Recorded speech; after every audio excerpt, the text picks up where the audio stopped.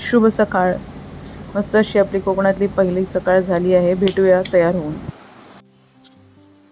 Good morning to all my lovelies. आणि हे बघा दृश्य, रात्रभर खूप पाऊस पडून गेलेला आहे आणि आपण उठलेलो आहोत. आपण आज अभिषेक करणार आहोत मंदिरात. So let's go. तर आपण तयार झालेलो आहोत आणि पुढे आपण जाणार आहोत अभिषेक करायला आपल्या देवीचं. चला तर मग मंदिरात जाऊया. तुम्हाला मी जरा मंदिर दाखवते. हे आपल्या करंजाईचं देऊळ आहे, गोवळकोट येथील करंजाईचं मंदिर आहे. हे सुंदर असा हा परिसर आणि सुंदर असं हे बांधकाम देवळाचं.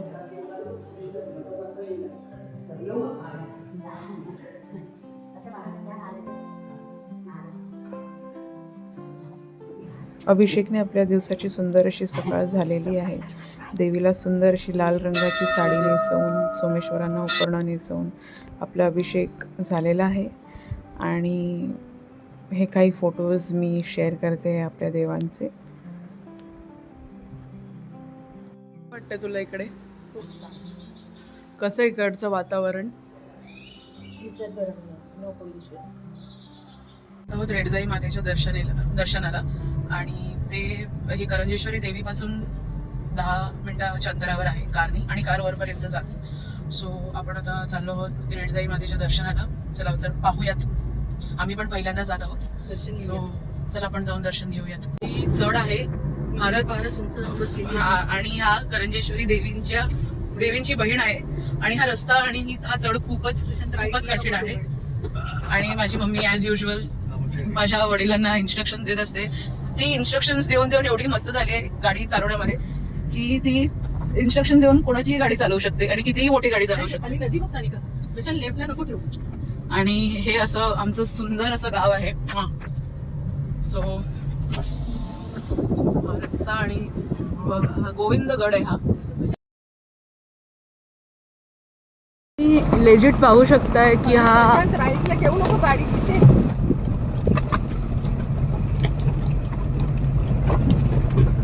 हा कसा चढ आहे तो देवीच्या मंदिराकडे. आणि मी तुम्हाला उतरून मी स्वतः अचंबित आहे. दिस इज अमेझिंग. म्हणजे मी तुम्हाला सांगू शकत नाही. दिस इज ब्युटिफुल.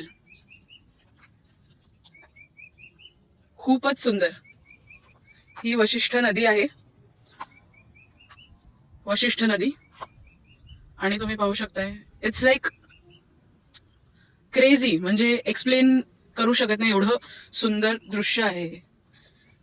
तुम्ही गोवळकोटचे आहात आणि तुमची पण कुलदैवत करंजेश्वरी देवी आहे. So please comment down below आणि मला सांगा. I will give you all details. See you then. आपण आता गोविंदगडावर आहोत जसं मी तुम्हाला सांगितलंच. आणि हा बघा तिकडून दिसणारा नजारा. मी तुम्हाला रेडजाई मातेच्या देवळाचे फोटो शेअर करू शकत नाही आहे, पण you can enjoy the view. ही वशिष्ठी नदी आहे. आपण वशिष्ठी नदीचं दर्शन करायला आलो आहोत.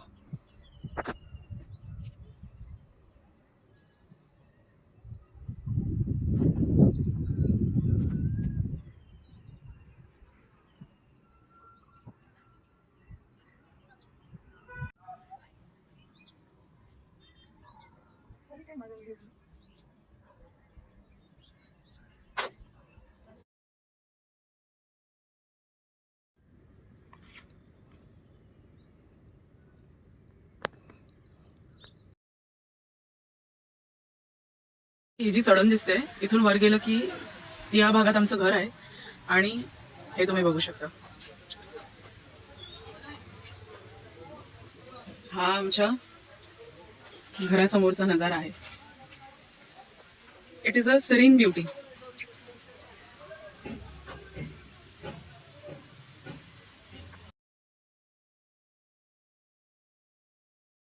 आपण वर जाऊया.